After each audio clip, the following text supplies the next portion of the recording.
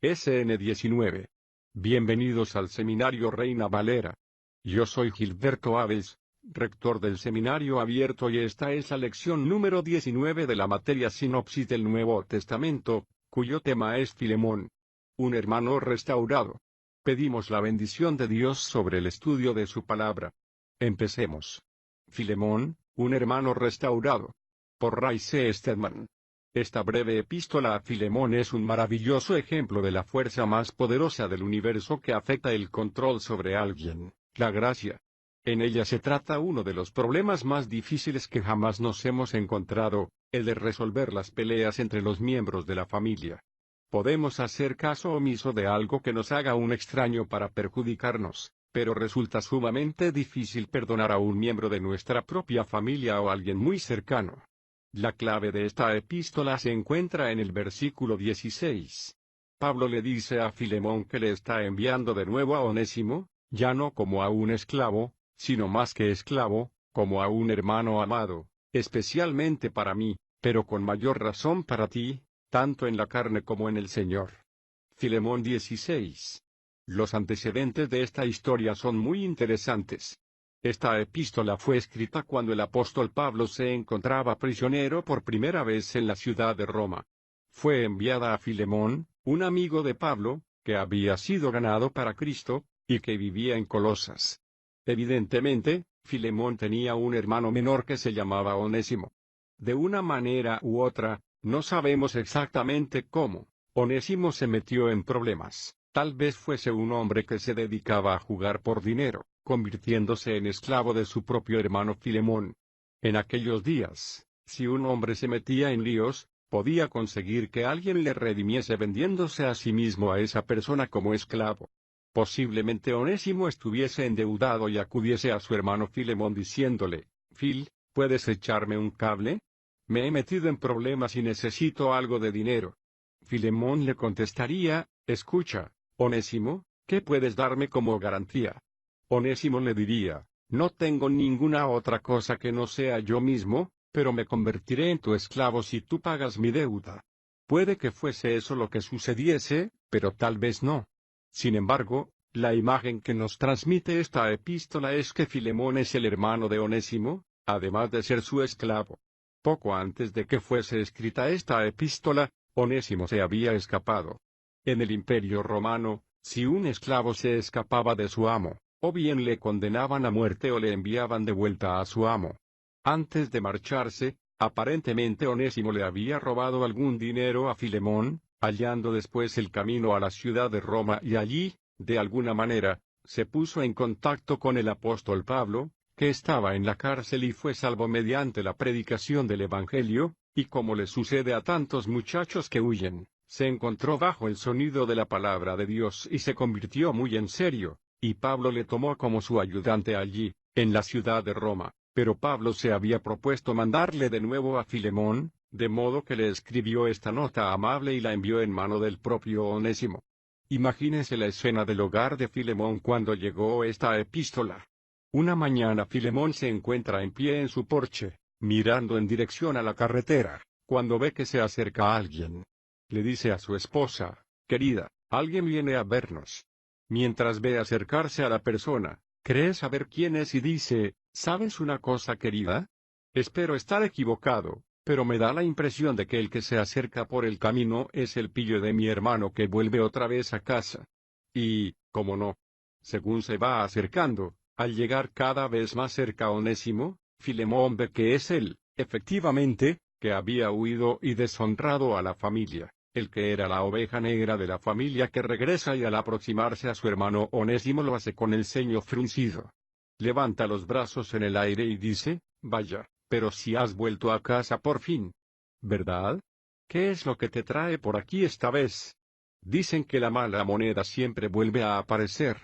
Onésimo no dice absolutamente nada, sabiendo que es inútil intentar defenderse a sí mismo, limitándose a entregarle la epístola del apóstol Pablo, y Filemón abre la carta, que estaba escrita en forma de rollos, y comienza a leer: «Pablo, prisionero de Cristo Jesús, y el hermano Timoteo, a Filemón el amado y colaborador nuestro». Filemón dice: «Sí, esta epístola es, efectivamente, de Pablo porque él siempre empieza sus epístolas de ese modo. Luego continúa diciendo, a la hermana Apia, es decir, la señora Filemón, a Arquipo nuestro compañero de milicia. No sabemos quién era, pero es muy posible que fuese hijo de Filemón y de Apia. Y a la iglesia que está en tu casa. Filemón 1, 2. ¿No es ese un interesante y pequeño aspecto secundario? En casa de Filemón se reunían una serie de personas con el fin de estudiar y de orar juntas. Esta es la iglesia a la que saluda Pablo. Y a continuación nos encontramos con esta salutación tan conocida. Gracia a vosotros y paz de parte de Dios nuestro Padre y del Señor Jesucristo. Versículo 3. Filemón le dice a su esposa, no sé cómo llegó esta epístola a manos de este tipo, pero de lo que no hay duda es de que es de Pablo. De modo que continúa leyendo, doy gracias siempre a mi Dios, haciendo mención de ti en mis oraciones, porque oigo del amor y de la fe que tienes para con el Señor Jesús y hacia todos los santos. Versículos 4 y 5. Filemón dice, escucha eso, querida. El anciano Pablo ha estado orando por nosotros, incluso estando en la cárcel. ¿No es maravilloso? Y pensar que se acuerda de nosotros aquí en Colosas en oración. Me pregunto sobre qué orará. De manera que la comunión de tu fe ha venido a ser eficaz en el pleno conocimiento de todo lo bueno que hay en nosotros para la gloria de Cristo. Versículo 6. Filemón le dice a su esposa, me pregunto qué querrá decir con eso de compartir vuestra fe, no acabo de ver claro lo que quiere decir y sigue leyendo, porque tuve gran gozo y aliento por tu amor, pues los corazones de los santos, oh hermanos, han sido confortados por medio tuyo. Versículo 7. Dice, qué agradable que Pablo diga esas cosas. Dice que se ha sentido refrescado por nosotros, pero, ¿en cuántas ocasiones le hemos servido de reposo? Filemón sigue leyendo la epístola, por lo tanto, aunque tengo mucha confianza en Cristo para ordenarte lo que conviene. Versículo 8. Pablo está diciendo, podría ordenarte hacer esto. Podría ser legal sobre esto porque tengo autoridad como apóstol. Filemón probablemente lo haría, pero habría rebeldía en su interior, pero Pablo no va a hacerlo y continúa diciendo, más bien intercedo en amor. ¿Se da usted cuenta de cómo cambia aquí la expresión? Intercedo en amor, ¿sobre qué base va a suplicárselo? Siendo como soy, Pablo anciano, eso debería de tocarle el corazón de algún modo, y ahora también prisionero de Cristo Jesús. Versículo 9. Estoy convencido de que a Filemón se le llenarían los ojos de lágrimas al leer esto.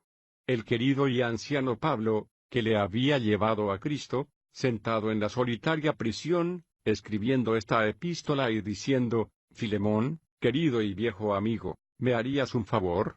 Te estoy suplicando, aunque te lo podría mandar. Quisiera que me hicieses este favor tan especial.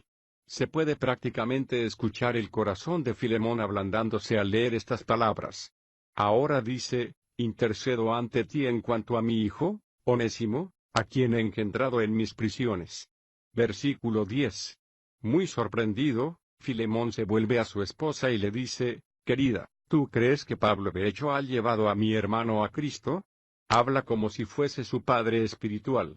Y continúa leyendo, en otro tiempo él te fue inútil. Ya lo creo que lo fue, como que te robó lo que pudo y luego salió huyendo de ese modo. Pero ahora es útil, tanto para ti como para mí. Versículo 11. Este es un pequeño juego de palabras sobre el nombre de Onésimo. El nombre significa útil o de provecho. Pablo es un eminente humorista y no se siente ni mucho menos avergonzado en usar una figura humorística cuando resulta indicado. Guiñando el ojo, le dice, puede que en una época Onésimo te resultase inútil, pero ahora es útil, ahora es Onésimo. Te lo vuelvo a enviar, a él que es mi propio corazón. Versículo 12. Filemón dice, no lo entiendo. ¿Por qué iba Pablo a querer enviármelo de nuevo? Después todo lo que me ha hecho este individuo, y aunque se haya hecho cristiano, a mí me va a costar muchísimo trabajo olvidarme de la deshonra que ha sido para mi nombre en la comunidad. Pero Pablo escribe diciendo, yo deseaba retenerlo conmigo, para que en tu lugar me sirviera en mis prisiones por el Evangelio. Versículo 13.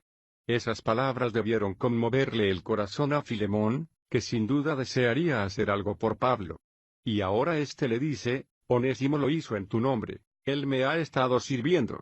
Y a continuación dice, pero sin tu consentimiento no quiero hacer nada, para que tu bondad no fuese como por obligación, sino de buena voluntad. Versículo 14. Ese es el verdadero significado de la gracia, ¿no es cierto? Es algo que no obliga a los demás a hacer nada, y aquí Pablo le dice a Filemón, no quiero que le vuelvas a recibir sencillamente porque yo te lo pida, y tampoco quería que se quedase conmigo en Roma sin tu consentimiento, así que por eso te lo vuelvo a enviar. Pues quizás por esta razón se apartó por un tiempo, para que lo recibas ahora para siempre, ya no como a un esclavo, sino más que esclavo, como a un hermano amado, especialmente para mí, pero con mayor razón para ti, tanto en la carne como en el Señor. Versículo 15 y 16. Para entonces a Filemón comienza a enternecérsele el corazón en lo que se refiere a su hermano, que había sido la oveja negra de la familia, y le dice a su mujer, si Pablo le ha cogido tanto cariño a Onésimo, tal vez nosotros también debiéramos de esforzarnos por perdonarle por todas las cosas que nos hizo. Tal vez haya cambiado. Veamos lo que dice Pablo al respecto. Así que, si me tienes por compañero, recíbele como a mí mismo. Versículo 17. Bueno, dice Filemón, la verdad es que esto da un giro diferente a la situación. Yo estaba dispuesto a recibirle, siempre que Pablo le enviase de este modo, pero le hubiese mandado a vivir con el resto de los esclavos en la casa destinada a ellos, pero Pablo nos dice que debemos de recibirle como le recibiríamos a él mismo. Apia le contesta, como es lógico, a Pablo no le enviaríamos nunca a la casa de los esclavos, sino que le daríamos el mejor cuarto para invitados de la casa. Así que si vamos a recibir a Onésimo como recibiríamos a Pablo, será mejor que le demos la mejor habitación que tenemos. Así que Filemón le dice, está bien, cariño, ve a preparar el cuarto de los invitados. Le pondremos allí. Pero espera un momento. Él no nos devolvió nunca el dinero que se llevó y es necesario que consigamos que nos lo devuelva. Si en algo te hizo daño, o te debe, ponlo a mi cuenta. Versículo 19. Eso es maravilloso, ¿no es cierto? Es el resultado de la gracia. Esta breve epístola nos ofrece una extraordinaria imagen de lo que es la doctrina de la aceptación y de la sustitución. Dios nos recibe mediante la persona de otro porque nosotros éramos como Onésimo. De hecho, Martín Lutero dijo, todos nosotros somos los Onésimos de Dios. Somos esclavos, que nada merecemos. Todos hemos hecho cosas que están mal y nos hallamos ante la presencia de Dios, que es justo y santo, a pesar de lo cual el Señor Jesús dice, si en algo te hizo daño, o te debe, pongo a mi cuenta, yo lo pagaré, y es lo mismo que dice Pablo en este caso. Yo, Pablo, lo escribo con mi propia mano. Yo lo pagaré, por no decirte que también tú mismo te me debes a mí. Sí, hermano, yo quisiera tener ese beneficio de ti en el Señor, conforta mi corazón en el Señor. Versículo 19 y 20. Estoy convencido de que sucedió exactamente de esa manera. Creo que Filemón debió sentirse conmovido por esta maravillosa palabra, llena de gracia, del apóstol, al pensar en ese querido hombre, sentado muy solo en la cárcel, escribiendo esta epístola. Él mismo no tenía nada, no tenía dinero, nada con que pagar o devolver el dinero, a pesar de lo cual dijo, si os debe algo, no os preocupéis, cuando yo regrese os lo pagaré.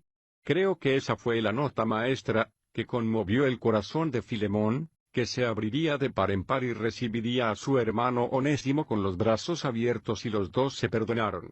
Al llorar el uno sobre el hombro del otro, la relación familiar quedó restaurada una vez más. Pero veamos lo que dice Pablo al final, habiendo confiado en tu obediencia, te escribo sabiendo que harás aún más de lo que digo.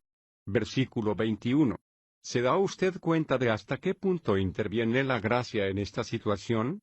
Si Pablo hubiera estado escribiendo sobre el asunto, desde un punto de vista legal, le hubiera dicho, Filemón, como apóstol santo de la Santa Iglesia, te mando que recibas de nuevo a este joven y que le devuelvas su trabajo. La ley solo podía llegar hasta ese punto y seguramente Filemón hubiera tenido que obedecerle o de lo contrario se hubiera visto en graves problemas con la iglesia, pero la gracia llega mucho más lejos. No solo ha restaurado a Onésimo a su lugar en la casa, sino que le ha restaurado a su lugar en el seno de la familia, derrumbando todas las barreras, eliminando todas las fricciones que se han producido, creando una situación mejor que la que existía con anterioridad. Pablo concluye con algunas referencias personales, a la vez, prepárame también alojamiento, pues espero que mediante vuestras oraciones yo os sea concedido. Versículo 22. Aquí vemos que lo que dice el apóstol es que tiene la esperanza de que le dejen en libertad, pero, ¿de qué manera? Mediante vuestras oraciones dice. Continuad orando por mí allí donde estáis, en Colosas. Y sabemos que Dios concedió estas peticiones y Pablo fue puesto en libertad, pudiendo predicar la palabra de Dios durante varios años antes de ser encarcelado por segunda vez. Finalmente, envía saludos de algunos de los que estaban con él. Epafras era bien conocido en Colosas porque había fundado la iglesia de allí, pero ahora, como compañero de prisiones de Pablo en Roma, envía sus saludos y lo mismo hace Marcos,